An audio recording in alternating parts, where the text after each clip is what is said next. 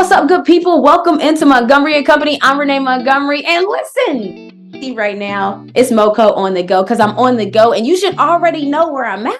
I'm in Dallas and I need to be quiet because I'm in the hotel. Our players are probably taking their pregame nap, so I'm going to keep it down. But I'm in Dallas. As I said, I don't know the results yet, but you already do. But we're having a full show where I talk to you about also my thoughts on the season from start to finish. Then we have Mark Watson come on, aka SoldierKnowsBest. There's a new iPhone drop. Is it really all they say it is? I'm gonna ask him all the questions that we really need to know. And then Michael Smith, analyst on Thursday Night Football, is coming through. And boy, did we have a time. Tap in, y'all. This is a fun one. Let's go.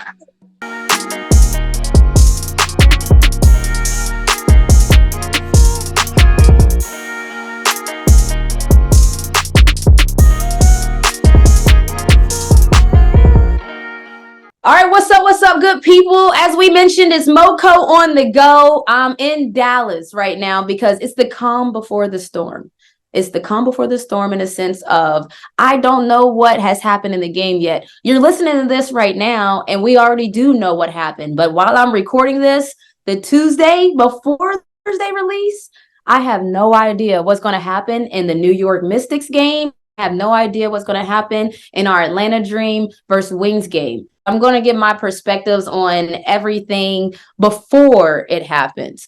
All right. So a lot of people were talking to me about like, oh man, like, how are you going to feel if the Dream lose?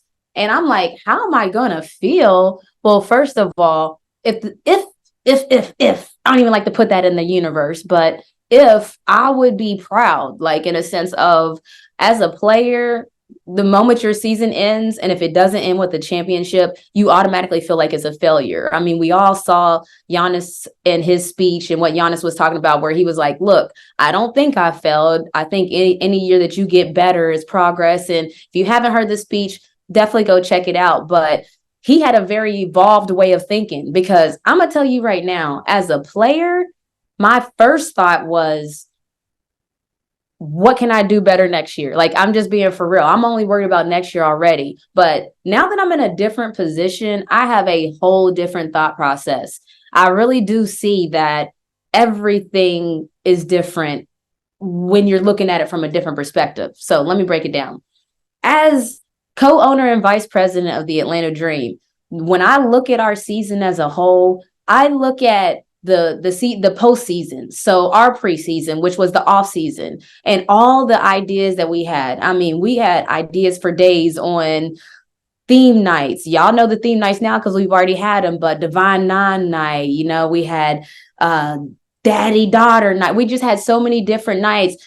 John Lewis back to school night. We had so many different nights and themes and people that we wanted to celebrate. We had Praise ATL, where we wanted to show love. Like, people used to have faith and family nights, but we just wanted to praise ATL and just have church groups come out, but also everyone. And these were lofty goals that we had coming into the season. Another lofty goal that we had coming into the season was we wanted our team to just carry themselves a certain way and perform a certain way that we're proud of night in and night out. And that's on the basketball operations side, Dan. But we wanted to be proud how we carried ourselves on and off the court. And of course, we wanted to win too. So when I start to look at the season as a whole, and we're not done yet, because remember, I don't know what happened in the game. So we're not done yet. But when I look at where we are now, I'm so hyped.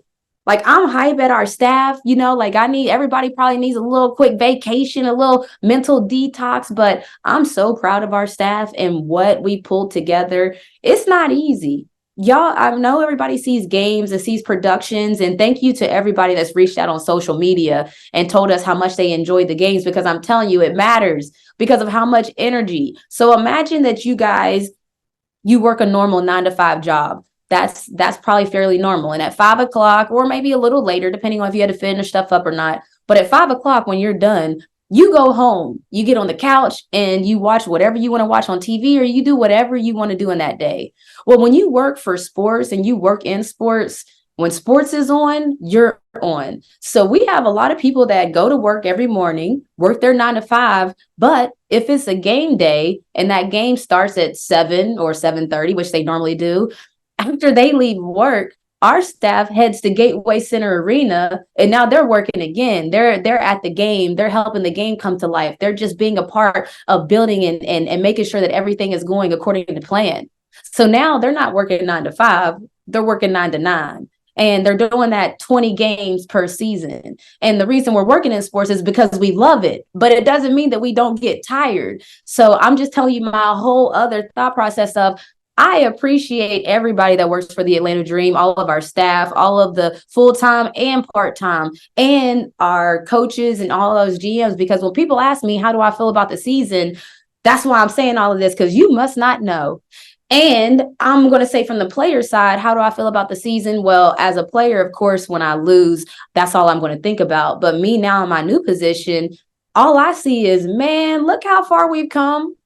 I know y'all know, because all of our dirty laundry was just out there, like we were just transparent also, like we were very transparent when things weren't going well. And now we're very transparent as we're getting it back on track. So when I think about this season and everything that's going on with this season, it's like, what? How do I feel? I feel good. I feel excited. I feel blessed. I feel all of the things, because look at where we are in the playoffs. Last year, we weren't in the playoffs. The year before that, we weren't in the playoffs. The year before that, I could keep going. We're in the playoffs. Is this a moral victory? No. But when you're growing, you got to start something. And for us, we started at rock bottom. And when I mean rock bottom, we had to grow to get to the bottom. We had to grow to get to ground zero. We had to get there. So now we're here and we're trying to build every year towards something better. So that for me, like I said, how do I feel? I feel accomplished. I feel like we set goals in the beginning of the season and we're not done yet, like I said, but we're towards the end of the season. We did 20 games. We had people come in from all over and tell us that they loved our shows. They loved our games. I feel accomplished. I feel like blessed. I feel like as a unit, the Atlanta Dream as a whole, our whole group, because it ain't me, our whole group, I feel like we just did the thing. So I hope the team goes and does the thing. Okay? And just so if you guys are wondering, when I said 20 games, I mean, there's 40 games in a season, but there's 20 home games. And so for 20 home games, we had to put on 20 shows. I'm talking national anthem, halftime shows. What's going on in the timeouts? Shouts to Bria Janelle. Shouts to CM, the MC. Shouts to all of them. Shouts to DJ Chalet, everybody that helps bring this thing to life, because for 20 games, we shut it down. And I hope we have one more coming in this round and to continue. But I just wanted to say my full thoughts, because a lot of people are asking me how I feel. And it's a valid question, because, how would you feel? As a player, I do feel different. But as an owner and vice president, oh, my gosh, I'm so turned up. I'm excited to see what we do next year. I'm excited to build off of what we built. So having said all of that, again, you already know the results of the games. That's why I'm not talking about them. I'm in Dallas right now, and I'm just feeling good. So do it for the dream, man. I'm just like, this is just real, raw. I'm talking to y'all. I'm excited, and I'm thankful for everybody that joined in along the journey. And it's not done yet. Okay. Okay, so coming up next, I want to know all about the iPhone 15. Is it worth my money? So I have Mark Watson, aka Soldier Knows Best, to talk all about it. So we're back again with Soldier Knows Best, my guy, Mark Watson, because there's a new drop. And whenever there's a new drop, Mark, you got to come through. So for me, I'm one of these humans where, okay, there was Apple events about a week ago, and they said that they're dropping a new iPhone. So what that meant for me is I'm getting a new iPhone. But Mark, what am I getting? Like, I'm hearing that this one is so different than all the rest. I feel like they say that every time. So is this one really different? Or are they just raising the price and saying it's really different? I think it comes down to when was the last time you upgraded. So like if you got the new iPhone last year, the differences are there, but it's not going to feel as big of an upgrade as if you've been like maybe 2 or 3 years or so. But they've made some really good changes. So you have like the iPhone 15 and the iPhone 15 Pro series. So with the iPhone 15, it has that new dynamic island, which is the where the Face ID sensor is, but now it's interactive where you can see sports scores or your Uber driver, information as far as like how long your Uber drive is away from you and stuff like that is there now on the regular iPhone 15, where they introduced that with the iPhone 14 Pro. So basically the iPhone 15 series that starts at $799, they're getting a lot of those pro features from last year, but it's still available for the same price. So that's pretty nice. And then with the 15 Pro, so the 15 Pro is getting the biggest upgrade out of all of them because it's going to be made out of titanium this year, which will make the case lighter, and it also looks better too. Have you seen any of the colors? Is it going to still crack and break? I haven't seen the colors, but is it like when I hear all these things, like right, like oh, it's a new material. The questions we need to know is when I drop it, is it going to break? I mean, look, it's still a good chance if you drop it, it'll still break. But I ain't gonna lie. Like I'm one of those people. I always use a case. Like so, I don't trust myself, so I'm always using a case. But it is more durable. But also one thing that Apple, like before, if you break like the back of your iPhone, like last year, it probably cost you, I think maybe around like $500 or something like that to be able to replace it. But they do have a new like process where it'll only cost you like $199 or something. So that you can take that. Yeah, only $199. I know we're making progress. And what were you saying about the colors? So it comes in different colors this time? Yeah, the colors look good. They're a little bit more muted. So you have like a natural titanium color, which looks a little bit light, like a light brown. So the colors aren't too crazy, but I think that the colors in the materials as a whole does look and feel and should feel more like a premium product. So yeah, I think all these little adjustments to the design are going to be helpful. But the biggest thing is USB-C. So they got rid of the lightning port. Are you ready for that? Wait, they got rid of the lightning port? Yeah. So no more lightning port. So now, so they replaced it with the Android port. So the USB-C port now. Oh, so it's USB-C to USB-C now? Yeah. But so this could be an amazing thing. But it's also like once we keep changing it, it also is not great in a sense of all the chargers now that you talk about. This charger right here is no longer going to be needed ever again, basically. Yeah. They started. Look, they started to change a couple of years ago. Like the iPads, some of the iPads, and also their AirPods and stuff like that, or their Beats, headphones now use like USB-C ports. So yeah, this is the big change though. But this is because the EU is kind of forcing them to kind of do this. But it is going to be a win. You are going to be able to get, new things like you'll be able to charge your AirPods. You can charge your someone else's iPhone with your phone now using the USB-C cable. And then also you'll be able to get faster transfer speeds and stuff. Okay, so you mean to tell me I can I'm going to put my phone and then I'm going to avatar style, just plug this into their butt too. And now we're just connected like that. Give them some juice. Yeah, you can go out. You can go, between those two phones. So that's going to be useful. But yeah, the biggest thing for me is just I don't have to carry around, two cables anymore. I can just carry around USB-C cables and be good with it. So overall, I think it's going to be good. But it's going to be an interesting transition for a lot of people with all the lightning accessories and stuff that people have. That's the thing. It's I do like that it's becoming I love that it's all becoming unified. I just kind of wish you probably did it all at once together would have been my thought process. It's kind of like that little freak out. But when I say things like this, and when we talk about all of our updates for the iPhone, and I'm saying because hello, we're Team Blue Text. I don't know if you are, but everybody always on the other side, the Androids, they always be like, oh, we've been had that. So I do know that iPhone, we have all these updates that we get hype about. And then when we say it out loud, other users like to say, oh yeah, we've been had that. So I know that there's another phone that came out. It's a fold phone, right? Who makes the phone? I don't know anything. Okay, there it is. So what about this phone? Tell me about this phone, because I'm Team iPhone, so I don't even know. Yeah, so I'm a big fan of foldable phones. So Samsung has been a big leader in foldable phones, at least in the US, but this is the Google Pixel Fold. So this came out a couple of months ago. So this is a foldable phone. It has almost a regular size front screen here, but then you can also unfold it. And let me go ahead and unlock it. And so now you have this bigger screen on the inside. So now it basically turns into a tablet, right? So you can use the outside screen as a regular phone, or if you want a bigger screen to watch movies and stuff. I use it for multitasking. So if I'm taking some notes down for a video, maybe I have one side of my phone, on the product page, and then the other side I have for my notes and stuff. Or you can have Twitter, or what was it, X? You can have X and Instagram open at the same time and stuff. So yeah, foldable phones are cool, but a lot of people aren't into it. Would you ever see yourself switching over to a foldable phone like this? Well, here's the thing. First of all, how many phones you got, Mark? Because it's like, it's ridiculous. I mean, right now I got like 5 on this table. Sir, are you married? Do you got a girlfriend? Because I am trap phones. Can't nobody keep up with you with all them phones. I got some burner phones. Over here. Yeah. But would I ever change over? I really don't think so. And here's the thing: when you were honestly saying that about that folding phone, and like you folded it like all which away, like you folded it in half and you folded it again.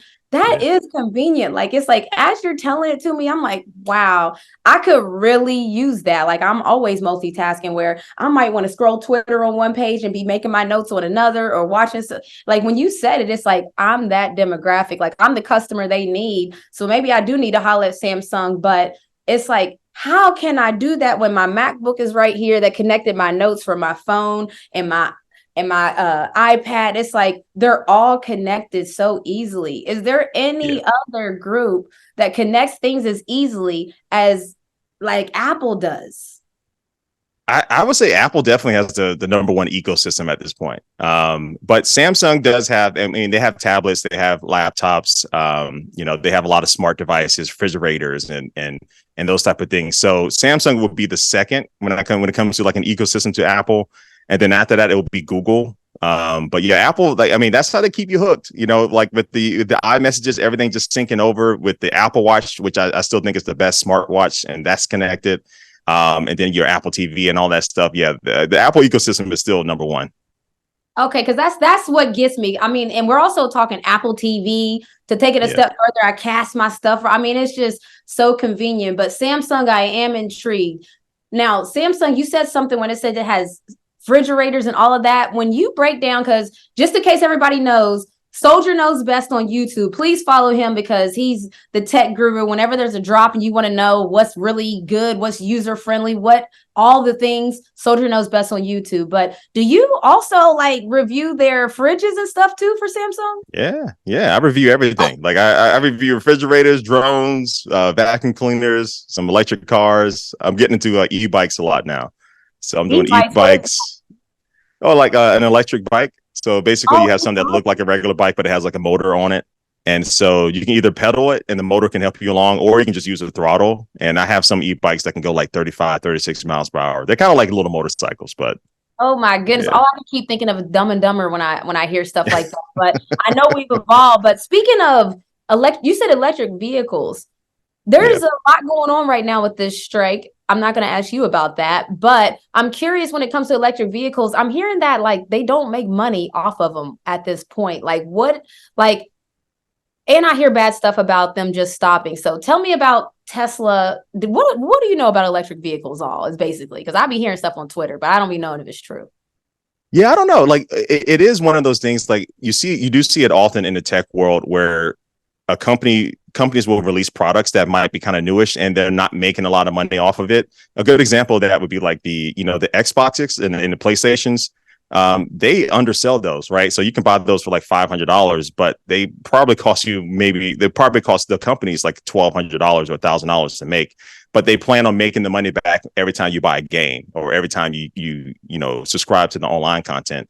So with the electric cars and the vehicles, I don't know, all that per se, but it wouldn't be out there for some of these cars to not be making any money, but they hope to gain that in the future, either with future purchases or, software packages like Teslas you can buy to get the self-driving and stuff. And that costs money. So they might be doing that. But so how would you rank them then? If you had to rank top three, what's the top three electric vehicles?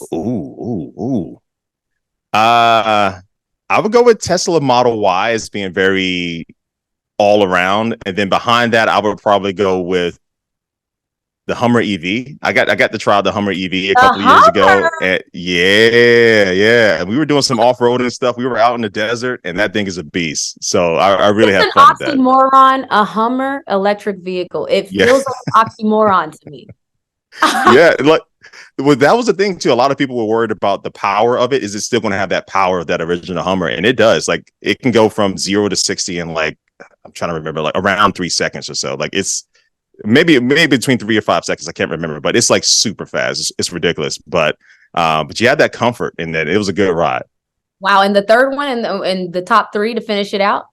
Man, the third one, I'm gonna go with something efficient like the Chevrolet. I like the Chevrolet EVs. They don't cost too much, but they give you a lot of good technology package in it. So I think it's the Equinox, I believe. Okay. All right. Well, I was just asking because every Super Bowl we see 100,000 electric vehicle commercials. So now I'm already going to have the ranking ready for which ones are the best when they come out and all these commercials come out. But Mark Watson, Soldier Knows Best, thank you so much for stopping by. As I told you guys, please check out his YouTube, Soldier Knows Best, where he breaks down all tech things. I didn't even know he does vacuum. So moms and dads, if you need to sweep, he does everything. All right, Mark, thank you for joining us. Hey, no problem. Anytime. Tune in to Thursday Night Football on Prime Video on Thursday, September 21st, as the San Francisco 49ers host the New York Giants. The coverage begins at 7, and guess who we got coming through? Michael Smith is going to be joining us, and he serves as an analyst on Thursday Night Football. He's going to be, listen, y'all just wait, okay? He's family, but we just met, but he still felt like family the moment we met, and you'll get it. You'll get it when you hear it. Michael Smith coming up. All right, listen, so you were at ESPN for many years and had a legendary show with my homie Jamel Hill, but now you're at Amazon, and I'm just curious because it's new. Thursday Night Football is new at Amazon. We loved it last year, but what's it like over there at Amazon? Because it seems like creativity is flowing. That's a great description. And first of all, thank you for having me. I appreciate it. Love you. Love what you're doing. Love the show. Huge fan. First time, long time, as they say. Let's go. But as far as Amazon goes, yeah, it's one of my many hats that I'm wearing. I got a daughter about to go into college, so you know how that is. So I need as many checks coming in as possible. But no, the thing I love about the Amazon group, you hit it on the head. The creativity is flowing. I've never been around, and you mentioned being at ESPN for 15 years, and before that at the Boston Globe. And with all due respect to both of those spots, and I work with a lot of great people, I've never been around a group that gets along on and off camera the way that this one does. It's really uncanny, and it was instantaneous at that. And then now going into year 2, we had our seminar this summer where we kind of go over like the different points of emphasis that the league has laid out, you know, which kind of review went well last year, what's different, we need to do better this year. And it was like a reunion. It was almost like in high school where you go from like, you know, sophomore year to junior year and everybody back and everybody know one another. You just kind of like pick up where you left off. That's what it felt like. And that's what it felt like in our opener last week against Philadelphia, Minnesota. So it's just a really good group. I've always felt like off-camera chemistry is as, if not more important than on-camera chemistry, because the latter can be learned, Renee. Like that could be, you can get better on camera together, but if you get along off camera, you're gonna be more inclined to support one another, to pull from one another, you know, to just, you know, to love one another. And I think that's what shows on camera. And I'm specifically speaking to the pregame, halftime, and postgame shows. When it comes to the game itself, I mean, Al Michaels and Kirk Herbstreit, say less.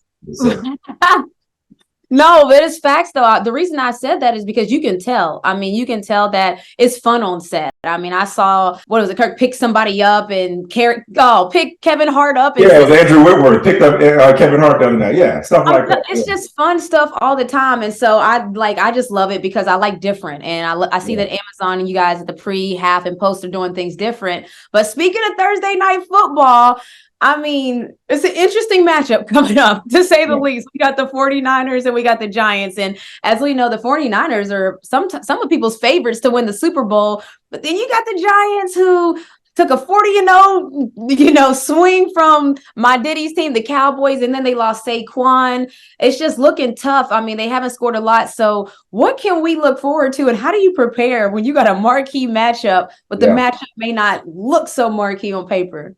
Yeah, and that was the struggle last year because, like, the schedule, and that's the thing about schedule. I'm not a big fan of examining schedules. Like, side note, real quick, because it's like, last year we looked at the schedule and the games we thought would be interesting were not. The games that we thought were not going to be interesting on Thursday night, they ended up being interesting because it's the NFL and all of them matter to a certain extent for one reason or another. Go to this year. This year's schedule was like super, super sexy.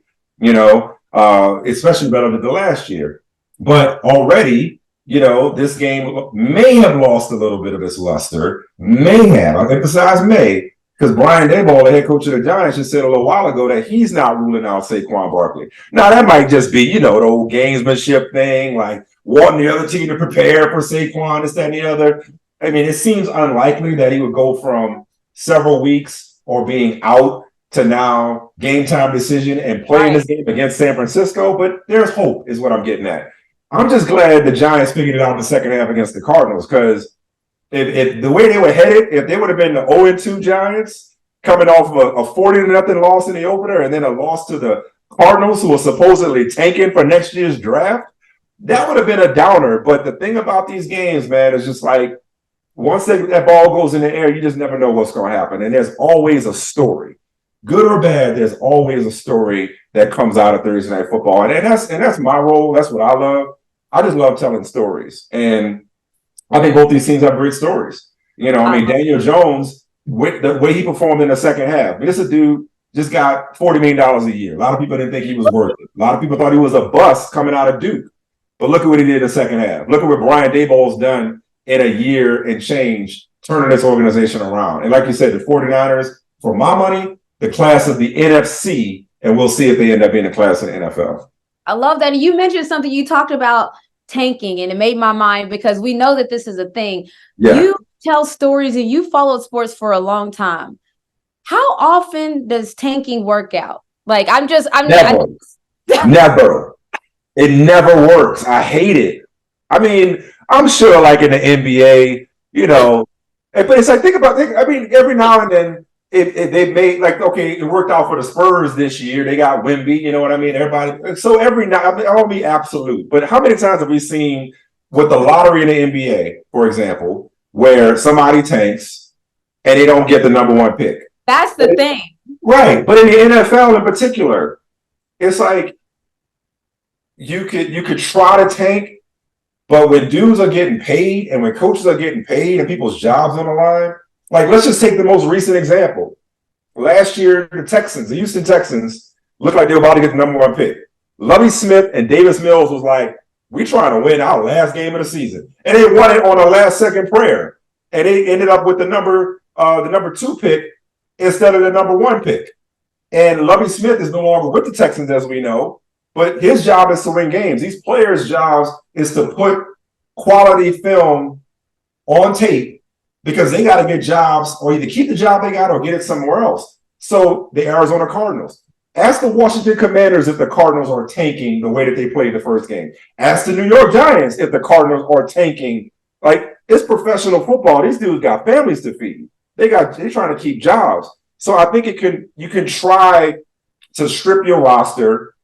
You can make organizational decisions, such as like not signing the best players, or trying to trade everybody away to get draft choices. But at the end of the day, these dudes got too much pride to just lay down. And ultimately, when you get to the draft itself, who knows if you're getting the best player? It's such an inexact science anyway, right?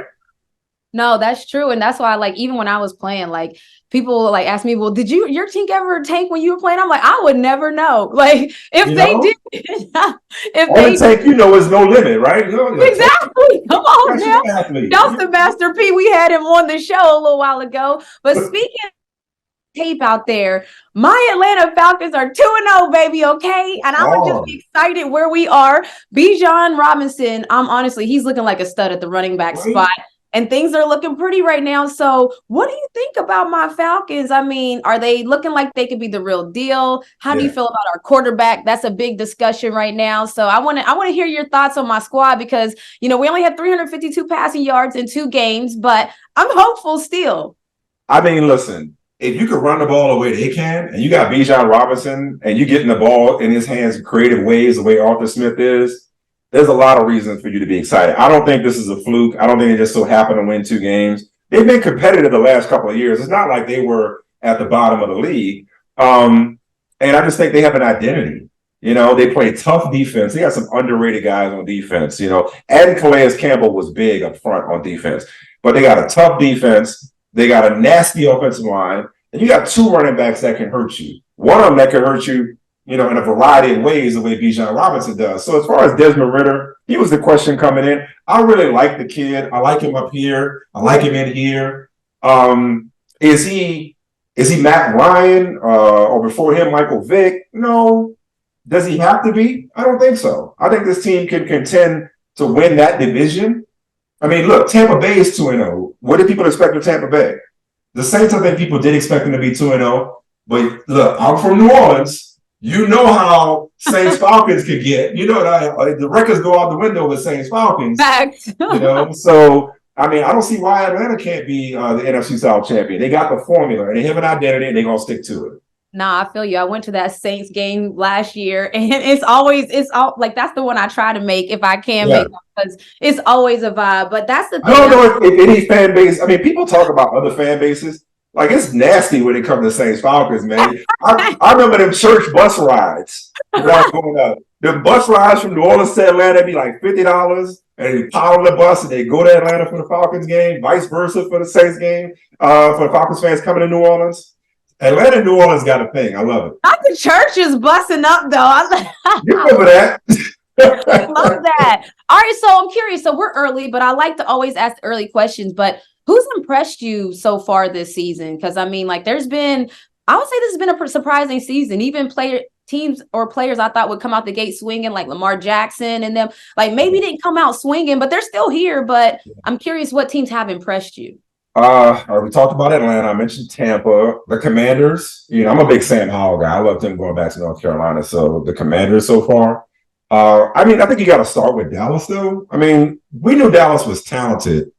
We knew Dallas was good. We didn't know Dallas would be dominant. Like, Dallas seems to be playing with a different edge and at a different speed. Now, again, the openers are always misleading. A friend of mine calls them, fantastic liars. So it's like, okay, but still, 40-0 is 40-0 against another professional team that made the playoffs last year, the Giants, who we talked about earlier. Then to go out and beat a Jet squad, which, the Zach Wilson slander is easy.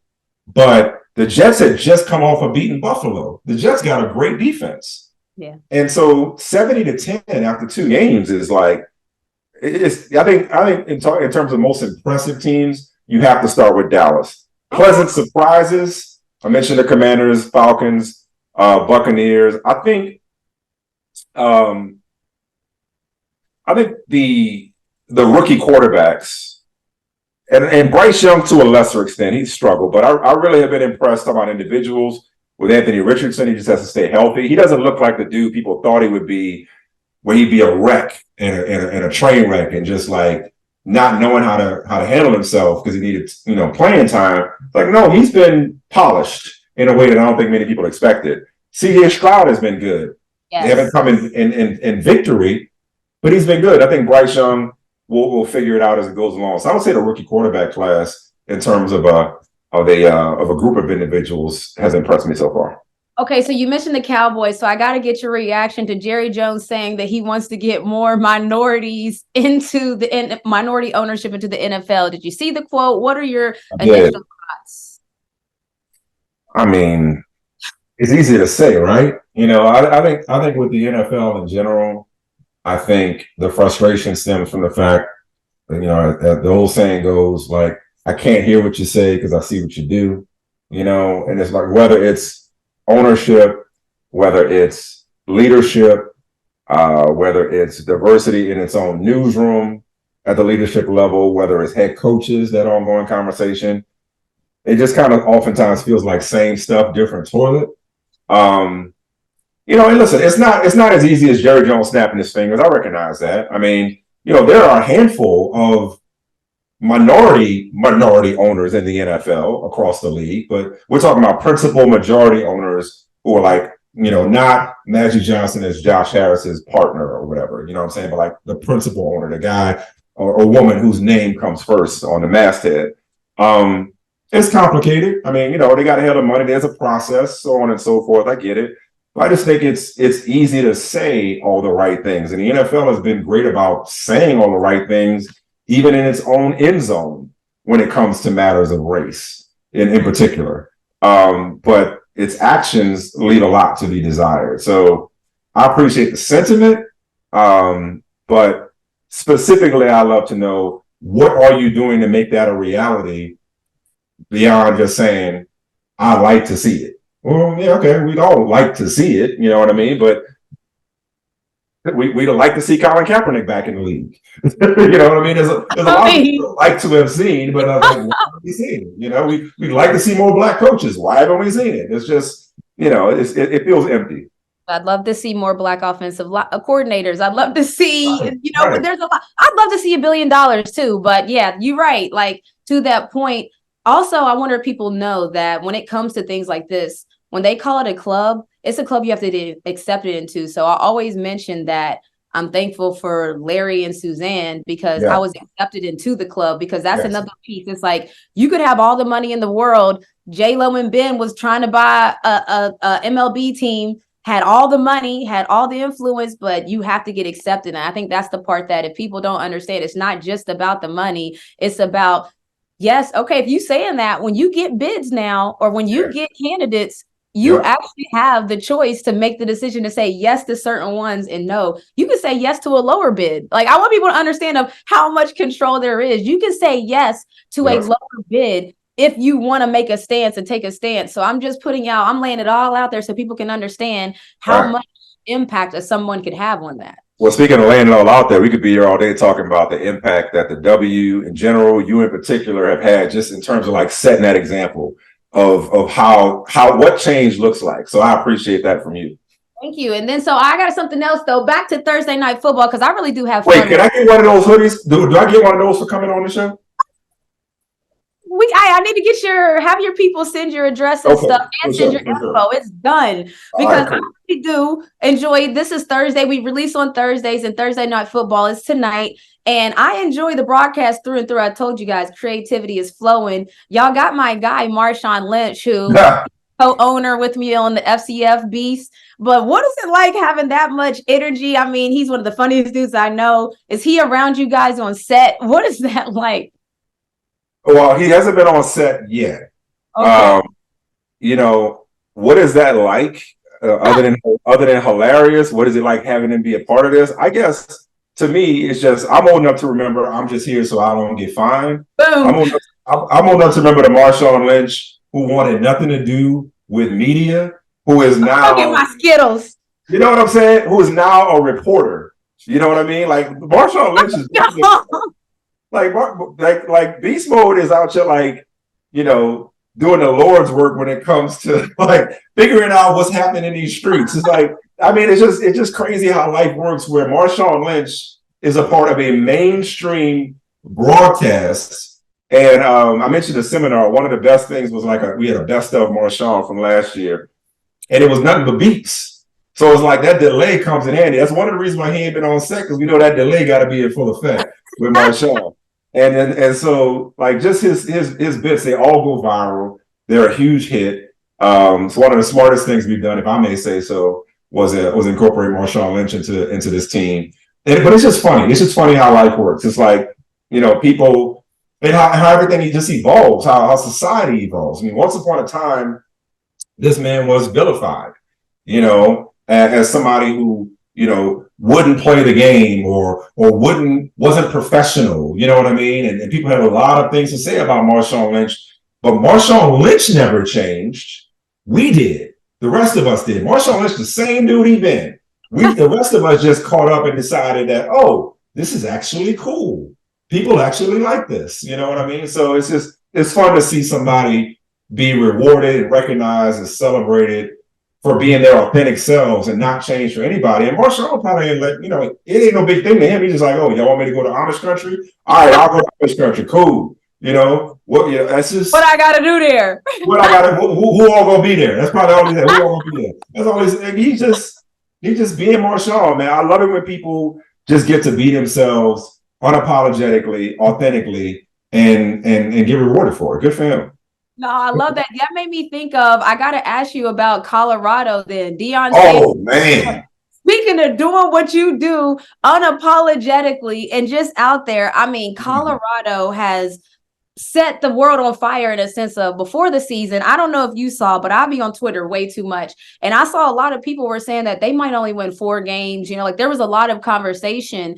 And somebody like Coach Prime, he went about his business, talking his talk. And now, I mean, the sidelines are star-studded. Last game, as we saw, the next game versus USC. Talk about who all gonna be there. Listen to the guest list. Jay-Z, P. Diddy, DJ Khaled, Snoop Dogg, 50 Cent, my MVP, Kamala Harris, new addition, Paris Hilton, LeBron and Bronny, Tom Cruise, Tom Brady, Magic Johnson, Chris Rock. Is that real? That's who coming to the USC game? This is the real guest list. I'm talking about what are we doing? Like, what are we doing? This guy his way. Somebody might have said this already, so I apologize. I don't hear everything everybody says, but like, is it possible that Deion Sanders is bigger now than he's ever been in his entire career? And I don't mean to be a prisoner of the moment, but we're talking about somebody who's an NFL Hall of Famer, the greatest at his position, the greatest cover corner at his position, or to ever play the game. We're talking about somebody who did music videos back in the day. We're talking about somebody who's had a 30 for 30 done about him playing, in the World Series and an NFL game at the same damn time. We have somebody who's been. I got 6 Deion Sanders T-shirts in my closet somewhere. Like somebody who has, been a part of pop culture and Americana and introduced phrases to the lexicon throughout his entire life and career. Somebody who's been on television. It's like, how did somebody like that go to another level in terms of his popularity and influence? I got an answer for that.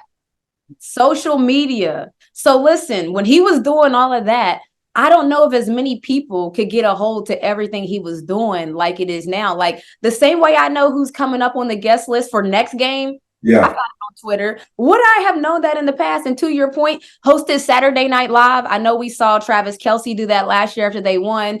Deion Sanders was on there singing afterwards and doing music. To your point, it's unreal. And honestly, I think I saw 9.3 million viewers at its peak, the Colorado State versus Colorado game. But a lot of people are having a conversation of, can you sustain lines in the locker room and the other things? What are your thoughts about specifically the celebrity aspect when it comes to the Colorado team or any program around Deion? Well, I would also add, before I answer that, the other reason I think he might be bigger than ever is because for the first time he's being doubted. And even though he's got his detractors and his haters, everybody loves a good underdog story. And for the first time since I've ever known Deion Sanders, he's an underdog. People are actually, because like he was always the best person on the field, baseball or football field. You know what I mean? He was always the center of attention. But for him to go from Jackson State to Colorado, which won 1 game last year, there were people that didn't think, A, he would win this soon, if at all. B, if at all. So there's that part of it too. I'll be damned if this ain't Black America's team right now. It's like remember the starter jackets back in the day? Like you already know. It's like Colorado is the new Raiders starter. It was like Michigan Fab Five, Raiders gear, like all the stuff that NWA used to wear. It's like that's what Colorado hoodies are now. My wife just went to Colorado, and my son asked for some Colorado gear. Like we could probably get it online, but get it from Boulder. You know what I'm saying? So can this last? I don't see why not, because how can he not recruit? Like the celebrities, all that's going to do is make kids want to be a part of this. Everybody's going to want to touch the hem of Deion's garment. Like everybody's going to want to be where the big dogs at. Like, oh, if I go to Colorado, The Rock might be there. It's like he's taking the very same thing. There's a conversation around Caleb Williams and whether or not he might actually stay at USC. And that stems from the era of name, image, and likeness, as you know, right? And just how many opportunities are there because of him being in LA and him being at a story program like USC. Like, I ain't checked for Colorado like this since homeboy Cordell Stewart was there. Cordell Stewart, Eric Bieniemy, that's what I used to check for Colorado. Michael Westbrook. So it's like, if Deion Sanders is able to bring these types of celebrities there, bring this type of attention to Colorado. In the era of name, image, and likeness, bring this type of money to Colorado. And not just bring money for the university's sake. You're going to be like, yo, where's this bread for not just me, but my players as well? So now you're going to have players wanting to be a part of this, something special. You're going to have players wanting to play on highly rated, nationally televised games. Players go to a winning program and compete. College football is all about who gets the best players. He's going to get the best players. So the celebrities is all part of his master plan. And nobody has ever brought an existing brand to college football the way Deion Sanders has. Like, you got other coaches who'll be like, their brand is, oh, I'm going to make you the best player you could be. Or I'm going to put you in the NFL. Deion Sanders is like, not only am I going to put you in the NFL, I'm going to put you next to The Rock. I made that chick famous. I'm going to put you will have a following just by following me. It's unprecedented what this man can offer these young men. How does anybody else compete with him in a living room is beyond me. So absolutely, you can keep it going. I mean, that's what Travis Hunter said. He said when he was reaching out to me, telling me that he wanted me to be the lead because he was the best. And honestly, that's what the WNBA, I would love to see that happen with the WNBA. I'm looking around courtside now and it's star-studded. So we need to start releasing our guest list. You know, I'm about to tell the dream. Once we start having a guest list, we need to start releasing it because, to your point, people want to have a chance to be around the stars. And that's how you build a program. He is a star, but I've never seen, to your point, anyone build off of their stardom better than him. It's like, you can be a star, but the way that he capitalizes, his blenders did 4 million in sales, so 70,000 pre-sale. Like, I've just never seen someone do what he does and capitalize off of his name, image, and likeness and brand. And he's been doing it. He's on every platform. And so for example, you know, like the Instagram algorithm has already figured out that I love Deion Sanders because I can't open up Instagram without seeing some form of Deion Sanders content, whether or not Deion posted it himself or his son posted it, but it's everywhere for me, right? So I'm inundated with Deion stuff. Beyond that, he's making money not just for Colorado, he's making money for the networks, he's making money for everybody because how much content are we all generating off of this story where people are listening and consuming our conversations about what he's doing? He's making everybody money right now. He's not just, you mentioned social media, he's not just prominent on social media in terms of telling his own story, generating his own content. He's on 60 Minutes. It doesn't get more disparate than TikTok and Instagram and 60 Minutes. So the modern media, he's got that covered. The traditional media, he's got that covered. You can't go anywhere and not hear or see from Deion Sanders right now. And that's just the way we love to see it. Listen, Michael Smith, thank you so much. Tune in Thursday Night Football on Prime. Listen, September 21st, we know it's San Francisco 49ers. They host the Giants, but I would just tune in because of the storylines like you talked about. It's highly entertaining. Michael, you serve as an analyst there. I'll be tapped in. Thank you for joining me here on Montgomery Co. Amazing. I appreciate you having me. I'm gonna look out for that hoodie though. That's fresh. Let's go. Amazing. Thank you. You keep going. I love you. Thank you so much. Appreciate you. Oh man, like that conversation with Michael got me hyped because everything that he was saying, I was thinking. So that means that it's not just us thinking it. There's a whole community of people feeling and thinking the same way. Of supporting Black America's team. Honestly, I can't, like, it's exciting. I love when I see us just gel together and band together. And that's exactly what we're doing right now. And it makes me think about just all talent, even Shador. I know we're talking a lot about Deion Sanders, but shouts to Shador, who Heisman conversation now deserved. And then I think about people representing this talent. Shouts to Cecil, who represents Shador Sanders, and also Deja Kelly and Grady Dick, just the next gen coming up. But you know, I'm always sue me. I'm rooting for everybody that's Black. Okay, we'll see y'all next year. Not next year, next week. We'll see y'all next week, where it's a generational thing.